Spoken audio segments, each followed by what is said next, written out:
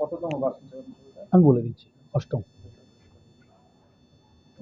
একাধিক দাবিতে আপনারা বারে বারে সরব হয়েছেন এবং আজকে বার্ষিক সাধারণ সভার মধ্য দিয়ে সমস্ত মৎস্যজীবী মিলিত হয়েছে। মূলত আজকে এজেন্ডা কি রয়েছে আপনাদের? সেটা হচ্ছে যে দক্ষিণবঙ্গ মৎস্যজীবী ফোরামের দুটি শাখা সংগঠন এখানে রয়েছে। একটি শাখা সংগঠন হচ্ছে পূর্ব মেদিনীপুর মৎস্যজীবী ফোরাম এবং আরেকটি হচ্ছে কাঁথি মহকুমা খুঁটি মৎস্যজীবী ইউনিয়ন। এই দুটি সংগঠন, পূর্ব মেদিনীপুর মৎস্যজীবী ফোরাম তার অষ্টম বার্ষিক সাধারণ সভা এবং কাঁথি মহকুমা খুঁটি মৎস্যজীবী ইউনিয়নের দ্বাদশ বার্ষিক সাধারণ সভা।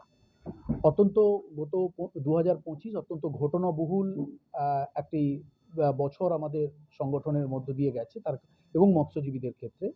এবং আমরা এই বার্ষিক সাধারণ সভা আগামী কাল অবধি চলবে।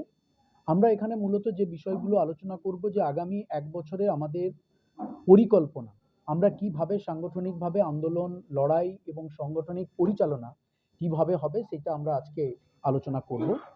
পূর্ব মেদিনীপুরের ক্ষেত্রে বা আমাদের রাজ্য সংগঠনের ক্ষেত্রে, রাজ্য সংগঠনের বেশ কিছু আমাদের সাধারণ সম্পাদক আছেন, তিনি বলবেন। আমাদের কাছে সবথেকে যে গুরুত্বপূর্ণ বিষয়টা সেটা হচ্ছে যে সমুদ্র সাথী প্রকল্প, যে প্রকল্প এখনো দিনের আলোর মুখ দেখেনি, সেই বিষয়ে আমরা আজকে তার কর্মপন্থা নির্ধারণ হবে গত দুদিন আলোচনায়, আজ এবং কাল যে আলোচনা হবে। দ্বিতীয় বিষয় হচ্ছে যে তাজপুরে ডিপসি পোর্ট, সেই তাজপুরে ডিপসি পোর্টেরও পরিকল্পনা রাজ্য সরকার নতুনভাবে করছে।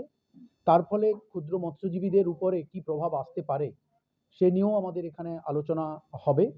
এবং বিশেষ করে আজকে জলাশয়গুলোকে, যে সরকারি জলাশয়গুলো আছে সেই জলাশয়গুলোকে নিলামে তোলার একটা প্রক্রিয়া শুরু করেছেন রাজ্য সরকার এবং তার জন্য বিজ্ঞপ্তিও জারি হয়ে গেছে। তো আমরা সে বিষয়েও আমরা আলোচনা করব এবং সাথে সাথে মৎস্যজীবীদের যে সমস্ত প্রকল্পগুলো আসছে সেই প্রকল্পগুলো সাধারণ মৎস্যজীবীদের কাছে, প্রকৃত মৎস্যজীবীদের কাছে পৌঁছাচ্ছে না, এই অভিযোগ আমরা বারে বারে পাই। সেজন্য আমাদের কি নীতি নির্ধারণ হতে পারে সাংগঠনিকভাবে, আমরা এই আলোচনাগুলো আজকে করব।